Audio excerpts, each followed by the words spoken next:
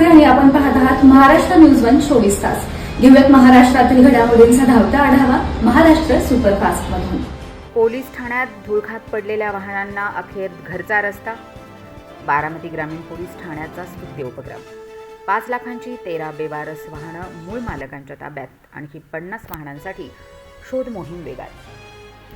Police ठाण्याच्या आवारात वर्षानुवर्षे धुळखात पडून असलेल्या मुद्देमालातील तसेच बेवारस वाहनांना अखेर न्याय मिळाला आहे.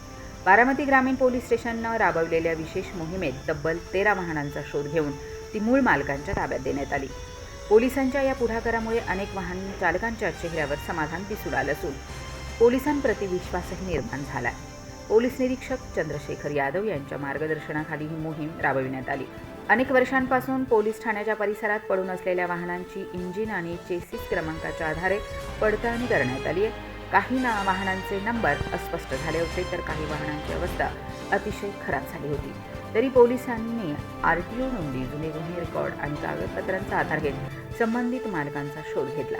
वाहनांची ओळख पटविल्यानंतर संबंधित मालकांना संपर्क करून कायदेशीर प्रक्रिया पूर्ण करण्यात आली आणि त्यानंतर ही वाहनं मालकांच्या स्वाधीन करण्यात आली आहेत. अनेक वाहन मालकांनी वर्षानुवर्ष आपली वाहनं मिळवण्याची आशा सोडली होती. मात्र पोलिसांच्या या मोहिमेमुळे त्यांना मोठा दिलासा मिळाला.